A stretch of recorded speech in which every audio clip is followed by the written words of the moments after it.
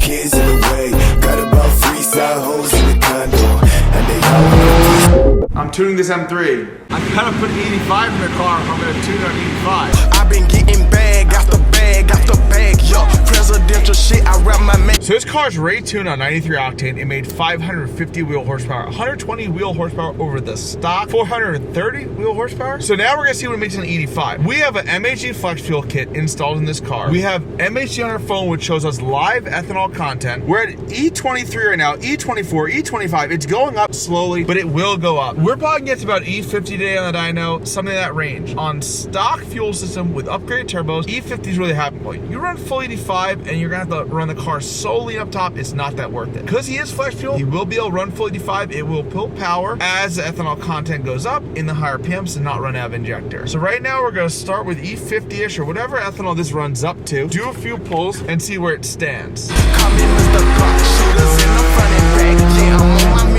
So just by putting the flex fuel tune on, we're on like E40 ethanol content, and the car makes 587 wheel horsepower. This car has 0 fuel mods. Fully stock fuel system with the ethanol content analyzer and my flex fuel tune. That way it will automatically adjust. The fuel trims look perfect. All the fuel stuff looks great. 587 wheel horsepower, great start. The goal is a little over 600 wheel with no fuel mods on like E50. I'm gonna put a little more ethanol in it, and then I'm gonna make a few tweaks to the tune to turn the boost up. Yeah, I'm on my Memphis shit. These bitches coming in.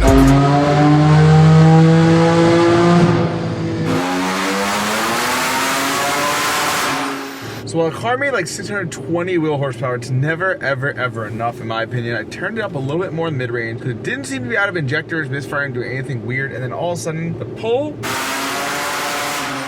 misfired up top, it sounds like. Reviewing the data log, it's actually had a high pressure fuel pump on the E40 fuel mixture. That little squiggly line, black solid line, is a high pressure fuel request, and the squiggly line is the actual. So it's the high pressure is running out. So I know a lot of people do upgrade injectors and stuff in these cars. I've done them before. I've done upgrade injectors, upgrade low pressure fuel pump, and on like full 85, the rail pressure still often crashes. We're gonna turn it back down to 620 wheel horsepower. While it didn't make any more peak power on more boost on E40, it made 613 wheel horsepower, but it made 30 foot-pounds torque everywhere and 30 horsepower everywhere, which means if I didn't run out of fuel pressure and I can go to red line, this car at this boost would probably make somewhere in the 650, 660 range, and that's at like the 27, 28 PSI range. We're gonna turn it back down to 24, 25 PSI, clean it up. It's all about finding the happy medium of the most boost, the safest air fuel to make the car run good. I could probably run the car a little bit leaner and get away with a lot more, make 20, 30 horsepower more, but at the end of the day, it's just not worth it. Port injection for these cars is really the way to go. This customer's goal was 600 wheel on an ethanol blend is totally fine. He does not drive the car all the time, and he doesn't care about mixing fuels to get the mixture right. For me, port injection allows you to run full 85 all the time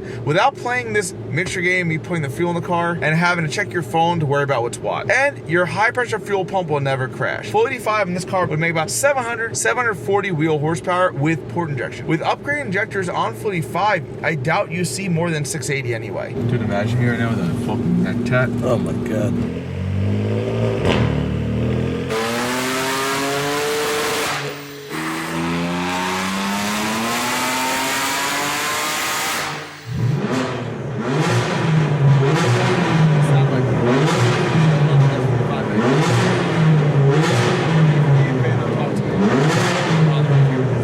I did dyno pull after dyno pull after dyno pull, and at the end of the day I had to turn the power back down. So while I made 630 or 40 wheel horsepower, which is in theory amazing, the fuel pressure was just maxed out. I would get one pull where it wouldn't dip that much, and one pull where the fuel pressure would just fall off a cliff worse and worse and worse. And I can't have a guy leaving with a car that's super inconsistent. So my happiest medium with no fuel pressure crashing is 616 wheel horsepower, pull after pull. So his goal is 600. We made over 600 every single time with absolutely no problem. When he runs full 85 though, the power will drop to something in the 570 range, I would assume, which might sound pretty low, but once again, I don't like running the cars super lean like other tuners, which leads to destruction.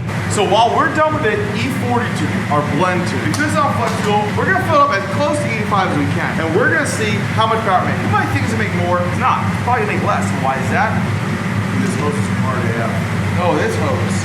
Because the fuel system's already maxed on E40, I actually run less boost on straight E5 on a setup like this. That way, you can still drive the car, you can still beat on it, it will still make more than pump gas. How much more? This car made 550 wheel horsepower on pump gas. It made 615 wheel horsepower on E40. On E85,